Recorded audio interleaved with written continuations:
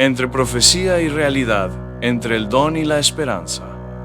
El Papa Francisco, el 11 de febrero pasado, dirigió al arzobispo Rino Fisichella, proprefecto del Dicasterio para la Evangelización, una carta sobre el jubileo de 2025. En la carta, el pontífice se refiere a la historia de los jubileos. Millones y millones de fieles han sabido aprovechar el tesoro espiritual de la Iglesia. De modo particular, se recuerda el Jubileo Extraordinario de la Misericordia 2016, que nos ha permitido redescubrir toda la fuerza y la ternura del amor misericordioso del Padre, para que a su vez podamos ser sus testigos. Posteriormente, el Papa Francisco recuerda la tremenda y dolorosa experiencia de la pandemia y extrae de ella una enseñanza profética. Debemos mantener encendida la llama de la esperanza que nos ha sido dada y hacer todo lo posible para que cada uno recupere la fuerza y la certeza de mirar al futuro con mente abierta, corazón confiado y amplitud de miras. El próximo jubileo puede ayudar mucho a restablecer un clima de esperanza y confianza, como signo de un nuevo renacimiento que todos percibimos como urgente.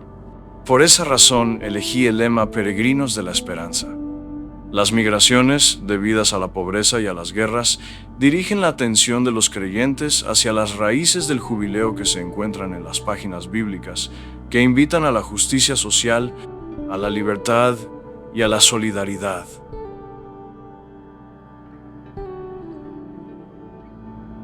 El nombre jubileo nace de un pequeño malentendido. En Lev 25:11, según la traducción SEI de 2008, el autor sagrado dice que el 50º año será para vosotros un jubileo en hebreo, yoble. Cuando San Jerónimo traduce el pasaje en cuestión, del hebreo al latín, no traduce, sino que translitera la palabra semítica con iobeleus, esta palabra se encuentra correctamente hoy en la Nova Vulgata. La palabra es un calco hebreo desconocido para la lengua latina.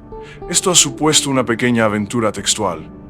Lamentablemente, como sucede en los antiguos manuscritos, los amanuenses, donde no entendían, incluían la palabra en sus esquemas culturales y el iobeleus de San Jerónimo se convirtió en jubileus. Así, de hecho, se atestigua en la Vulgata Sixto-Clementina, derivando la palabra de jubilum, alegría, alegría.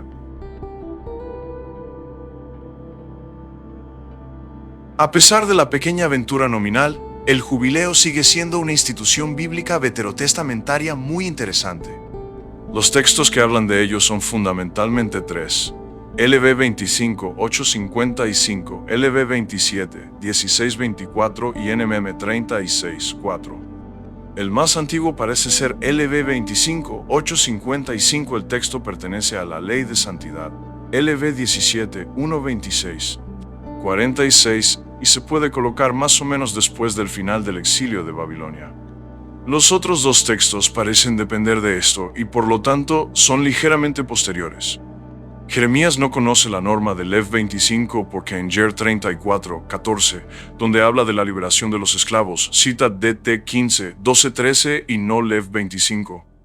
Parece que el profeta Ezequiel conoce la norma sobre el jubileo, porque en Es 46, 17 se hace alusión al año de la liberación de Eror, vocablo presente en Lev 25, 10.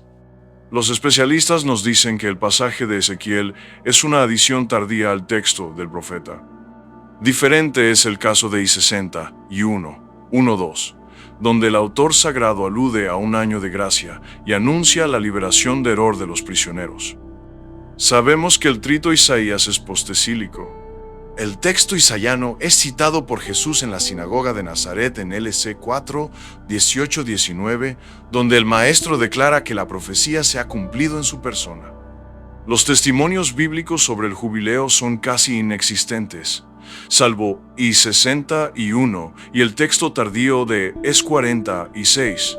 Los libros históricos no hablan de ello y tampoco los sapienciales. Este dato ha llevado a muchos especialistas a pensar que el jubileo judío era más una esperanza que una realidad.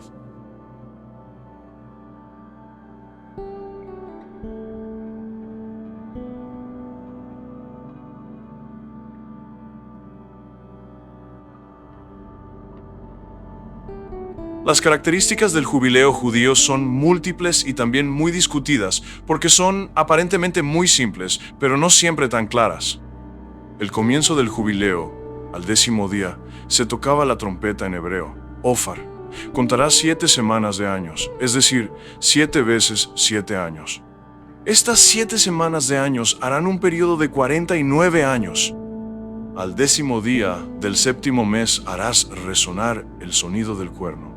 El día de la expiación haréis resonar el cuerno por toda la tierra. Lev 25, 8, 9. Sin embargo, el 50º año cae inmediatamente después de los 7 ciclos de años sabáticos. El descanso de la tierra está prescrito tanto para el año sabático como para el año jubilar. ¿Cómo es posible? A esta pregunta responde Lev 25, 20, 22. Si decís, ¿qué comeremos en el 7º año? Si no sembramos y no cosechamos nuestros productos. Yo dispondré a vuestro favor una cosecha abundante para el 6º año, y os dará fruto durante 3 años. Sembraréis en el 8º año, pero todavía comeréis de la cosecha añeja. Hasta que llegue la cosecha del 9º año, seguiréis comiendo de la cosecha añeja. El año jubilar se vivía a la luz de 3 principios. El primero se refería al descanso del suelo. Los campos debían colocarse en barbecho Lev 25, 11. El segundo principio se refería a la devolución de los bienes inmuebles terrenos y casas al propietario original Lev 25, 23, 30 y 4. El tercero, por último, se refería a la libertad. Todo israelita, si era esclavo, debía volver libre Lev 25, 35, 55.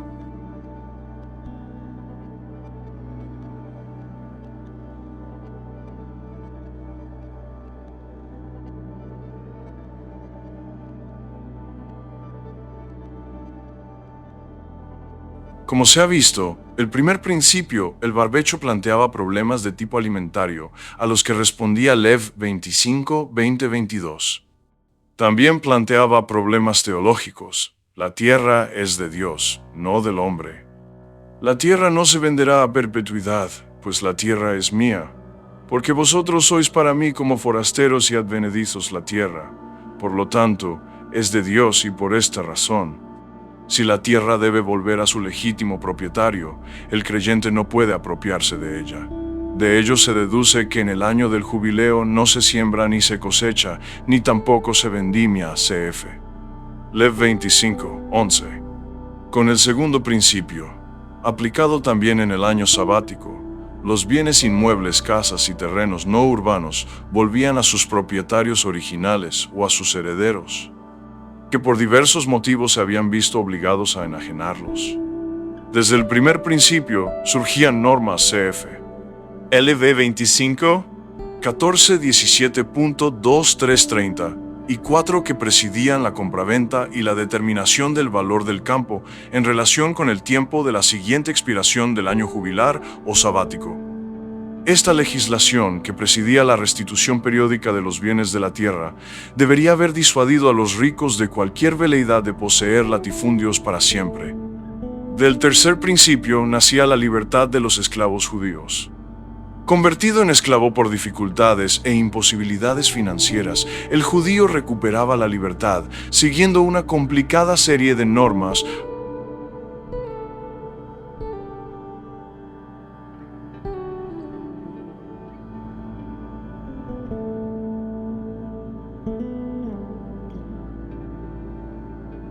Dado que el año jubilar, según los especialistas, nunca se habría practicado, es probable que tenga un profundo valor profético. Habrá un tiempo querido por Dios en el que tendrá lugar la liberación del hombre de cualquier esclavitud, pecado, enfermedad, muerte, esclavitud, etc., incluida la de la posesión y la riqueza. En la sinagoga de Nazaret, como ya se mencionó anteriormente, Jesús retoma el pasaje de Isaías 61, 1:3. El Espíritu del Señor está sobre mí. Por eso me ha ungido y me ha enviado a llevar la buena nueva a los pobres, a proclamar la liberación a los cautivos y la vista a los ciegos, a poner en libertad a los oprimidos, a proclamar el año de gracia del Señor. LC 4, 18-19. El año de gracia del Señor es el año jubilar. Es el tiempo del Mesías donde la profecía veterotestamentaria se cumple en su plenitud total. Jesús mismo, que quiere la misericordia y no el sacrificio CF. MT 9, 13, 12, 7 lo confirma. Hoy se ha cumplido esta escritura que acabáis de oír, LC 4, 21. El jubileo, por tanto, es ante todo el año de gracia de Jesucristo.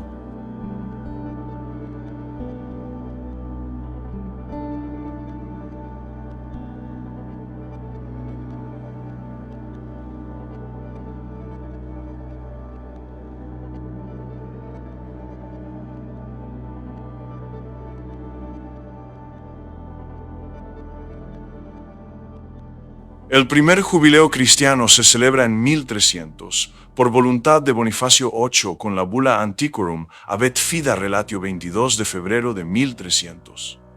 Recuerde que entonces el año comenzaba el 25 de marzo según la convocatoria Ab Incarnation. Se concedía indulgencia plenaria a quienes visitaban las basílicas de San Pedro y San Pablo extramuros. Se trata de un compromiso nada sencillo. Los romanos debían visitarlas dentro del año, 30 veces, mientras que los peregrinos, 15. El jubileo debía celebrarse cada 100 años. Sin embargo, hay un testimonio, pero lamentablemente sin más pruebas, presente en el 10º Civ Jubileo Anno Liber del cardenal Jacopo Caetani degli Stefaneschi, de un anciano que confía al Papa Bonifacio que fue, de niño 7 años, con su padre, ante Inocencio III el 1 de enero de 1200 para recibir la indulgencia de los 100 años. Algunos historiadores creen que el jubileo de Bonifacio fue precedido por otros momentos en los que la misericordia de Dios fue ampliamente ofrecida a los fieles. ¿Recuerdan el Año Santo de Santiago querido por el Papa Calixto III y celebrado en 1126? También recuerdan a Honorio I, que, a petición de San Francisco de Asís, instituyó el Me Perdón de Asís. La indulgencia plenaria a quien visitara la porciúncula desde el mediodía del 1 de agosto hasta la medianoche del 2 de agosto. Por último, ¿recuerdan la bula sobre el perdón 1294 del Papa Celestino V sobre la indulgencia que se puede obtener con la peregrinación a la iglesia de Santa María in Colemagio L'Aquila del 28 al 29 de agosto? El mismo Papa concedió la indulgencia plenaria para la ciudad de Atri, a medio camino entre Teramo y Pescara. La misericordia de Dios que la Iglesia da a los fieles, de acuerdo con las formas relacionadas con los tiempos, es verdaderamente ilimitada. Ya en 1350, el Papa Clemente, para atenerse al jubileo judío, establecía celebrar el jubileo cristiano cada 50 años. El Papa Urbano allí, unos años más tarde, rebajó el intervalo a 30 y 3 años igual a lo que se creía que había vivido el Señor Jesús. El Papa Pablo II, aproximadamente un siglo y medio después de Bonifacio VIII, redujo aún más el intervalo de tiempo entre los jubileos a 25 años. No se han respetado todas las cadencias. No se celebraron los jubileos de 1800. Pío VI, prisionero en Francia, murió a finales de 1799 y su sucesor, Pío VIII, fue elegido en 1800. De 1850, Pío IX había sido devuelto a Roma el 12 de abril de 1850, después de la caída de la República Romana de 1875 anunciado, pero nunca implementado por razones de contingencia política. Además de los jubileos ordinarios, a lo largo de la historia también se han producido jubileos extraordinarios. El primero fue en 1423, encargado por Martín V, para el retorno del papado de Aviñón. Otros dos, en 1585 Sisto V y en 1655 Alessandro V para el inicio de sus respectivos pontificados. En 1745 Benedicto XIV quiso el jubileo para celebrar la paz entre los príncipes cristianos. Además del jubileo extraordinario de 1886 León XII, Pío XI quiso el jubileo del año 1900 de la Redención, 1930 y 3934. Pablo convocó el jubileo de 1966 para la conclusión del Concilio Vaticano II. mientras que Juan Pablo II lo quiso para el 1950 aniversario de la Redención, 1980 y 3984. Benedicto XVI quiso celebrar el año de San Pablo con motivo del bimilenario del nacimiento del apóstol de los gentiles, 28 de junio de 2008, 29 de junio de 2009. Del Papa Francisco se celebra el Jubileo Extraordinario de la Misericordia por el 50º aniversario de la conclusión del Vaticano II 2015-2016 y el Jubileo Extraordinario Lauretano 8 de diciembre de 2019, 10 de diciembre de 2021, un poco silenciado pandemia. Probablemente se dará el próximo jubileo extraordinario en 2030 y 2034 por los 2000 años de la redención.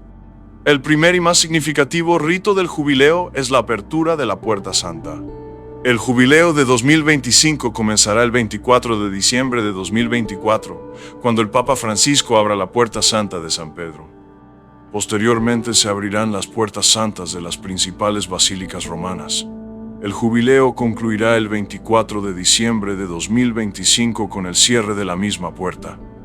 En la bula de convocatoria, que se publicará el 9 de mayo, se precisarán todas las fechas del jubileo. La apertura de la Puerta Santa tiene varios significados. El primero, en absoluto, se encuentra en las mismas palabras de Jesús. En verdad os digo, yo soy la puerta de las ovejas. Si uno entra por mí, se salvará. Entrará y saldrá y encontrará pastos. Juan 10, 7:10. Solo en Jesús está la salvación. El segundo rito es la obtención de la indulgencia plenaria. Tenga en cuenta que la doctrina y la práctica de las indulgencias en la Iglesia están estrechamente relacionadas con los efectos del sacramento de la penitencia.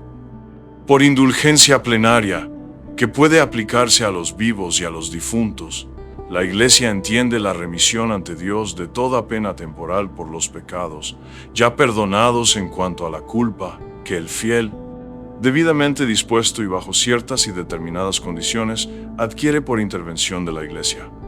Esta, como ministra de la redención, dispensa y aplica con autoridad el tesoro de las satisfacciones de Cristo y de los santos. Estrecha y naturalmente vinculada al sacramento de la penitencia y a la indulgencia está la participación activa en la Eucaristía. El tercer rito es la peregrinación que, en sus formas concretas, viene determinada cada vez por los documentos magisteriales. El destino clásico serían las basílicas jubilares de Roma, pero también las de Tierra Santa y otros lugares específicos indicados como idóneos para ganar la indulgencia. Por último, está la oración también por el Papa y, según sus intenciones, la profesión de fe y las obras de caridad que coronan los ritos anteriores.